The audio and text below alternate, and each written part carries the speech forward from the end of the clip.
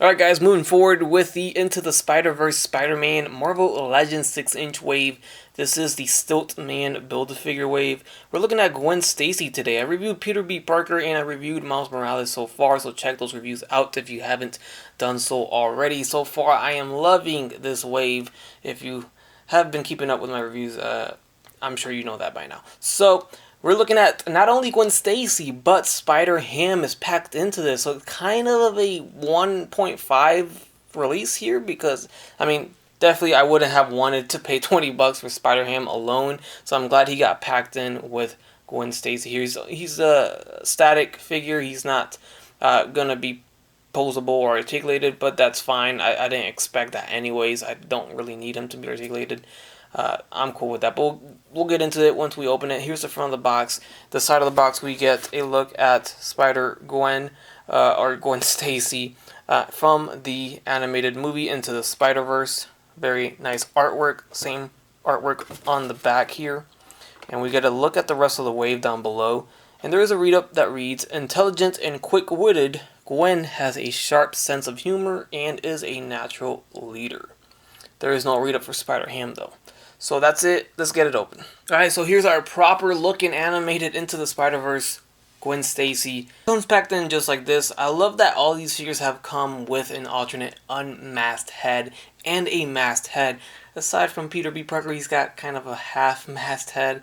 I'm sure we'll get a full masked one later on, but I'm glad we get our unmasked version of Miles, Peter, and Gwen, since they took their mask off quite a bit in the movie, and we get to see their animated faces in figure form, and of course we get the option of putting on their mask and displaying them with it on, of course.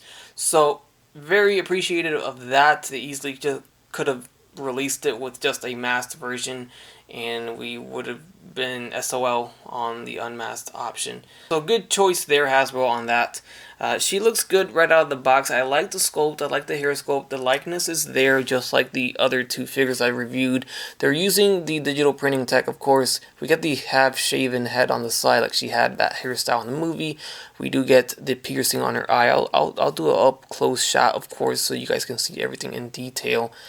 We also do get SpiderHam. He's right here, and he'll stand up just as so. Pretty cool. Here's the unmasked head that I just spoke about, and it comes with an alternate hoodie, so you can have her with the hoodie on.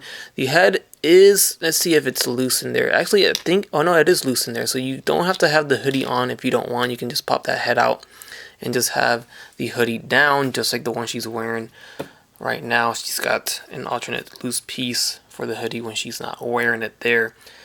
We get a pair of fists on the figure right now attached, and there is a pair of web slinging hands, and that is all. She gets the alternate head, she gets the web slinging hands, she gets SpiderHam, and then lastly we get the torso piece to Stilt Man right here. So here's an up close shot at SpiderGwen. You can see again the piercing on her eyebrow, the hairstyle here.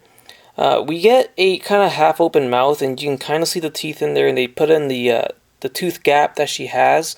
I feel like that's kind of unnecessary. They really went for that. They really went and spent the time in making a sculpted head with the mouth half open, just so they can show the detail of her having the tooth gap, so it's, you know, accurate to the movie. But I feel like that, I mean, we really didn't need that, did we?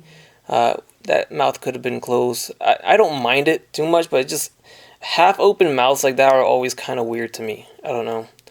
It reminds me of the Mezco 112 Collective John Wick that had the half-open mouth with the teeth slightly exposed. And it was just like, just close it. At that point, if you're not going to fully open the mouth, just close it, sculpt it closed, and be done with it. But not a big deal. It looks just like her in the movie. I like the likeness of all these figures. A+ on all that. Here's the rest of the figure. It is a new sculpt. It is not the same sculpt as the previous SpiderGwen figure that we got for the comic book version, and I don't believe that I even own that figure. I think I got rid of it as well. Crazy. I think I need to get that figure again though, just so I can have a comic-based version of SpiderGwen. So yeah. And I want to show you guys the figure with the hoodie and the mask on. That looks pretty good. Of course, I did remove the other piece for the hoodie when it's draped down. So there's your option to have her with the mask on. And then with the hoodie down, I swapped out the hoodie piece. And now you can have her with the mask and the hoodie down right there. I think I prefer the hooded version more, but at least you get the option of whichever version you would like to display. And unfortunately, no, you cannot put the unmasked head inside the hoodie. I don't know, I'm sure somebody would have asked about this, so I figured I'd try it, but it does not fit at all. No way. Again, I think I'm probably going to end up displaying all of these figures with their unmasked heads. So here's your look at SpiderHam from, of course, the Into the Spider-Verse movie, and I think he looks pretty good. You can move the head, as you can see, it's on a ball joint, so you can kind of get some pretty cool poses with him like that. Just the head itself can make for some different looking poses. Everything else is sculpted as so the hands and the arms are all posed, fixed in that position, and the feet as well. But I dig it. I dig this being an accessory there. Very nice addition. Now here is the SpiderHam comic book version, which we did get this as a $20 release. Crazy. So they've done it before. It's more articulated though. He's got some movement on the arms and elbows and wrists and ankles and the head, of course, but that's it. Still not justifiable for a $20 release. But here he is next to the animated Into the Spider-Verse SpiderHam right here. Just in case you guys wanted to see that side by side. And then again, real quick, just standing up, not in my hand. Here they are side by side. So as mentioned earlier, I don't have the comic base SpiderGwen, unfortunately, so I'll just move on. Here's the Gwen Stacy, the retro vintage wave comic book version of Gwen Stacy, next to the Gwen Stacy from the movie, of course. And she does stand taller, obviously. And here she is next to the Gwenpool that I've had in this pose for like a year now, or since I've got her. And I refuse to remove her from this pretty cool, cute looking pose for her. Standing about the same height, to be honest, if you're looking at the top of the head or hair of the animated Gwen Stacy there. First up, we have Miles Morales, obviously from the same wave here, Stuntman Build-A-Figure, Into the Spider-Verse, and it looks good. He stands shorter than her, she's a little taller. I believe that's accurate. Let me know down below. I think that's accurate. If not, then that kind of sucks, but oh well.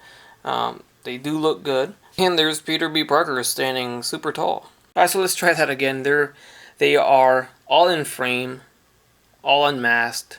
There's your trio from the movie, and we'll add in one more, of course. How could we forget about SpiderHam here?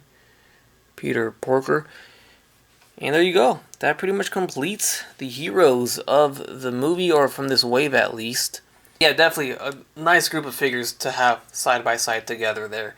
This is it right here. This is probably 90% of the reason why people are buying this wave are for these 3.5 figures that we see right here. So as for the articulation of the figure, her head's on a ball jointed hinge here, so it's going to look up quite a bit. Looks down quite a bit as well, left and right. Get the head tilt there. Arms going to go forward and back all the way around, in and out, super high up there. No bicep swivel, we get the standard single jointed elbows. With a swivel, they do bend a little bit more than 90-degree bend there, so that's always a plus.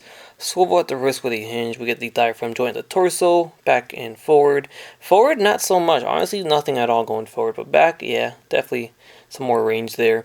No waist swivel, we got the legs kicking forward and back, in and out, about that far. Thigh swivel, double jointed knees, shin swivel right there. Ankle hinge going forward and back, and then there's an ankle rocker at the foot. And that wraps things up for the Marvel Legends Spider-Man Into the Spider-Verse Stuntman Build-A-Figure Wave, Gwen Stacy, and SpiderHam. Hopefully you guys enjoyed the review. Please do check out my reviews of Peter B. Parker and Miles Morales if you haven't done so already. Leave a like on this one, comment down below, subscribe if you haven't, and as always, have a great day. Bye.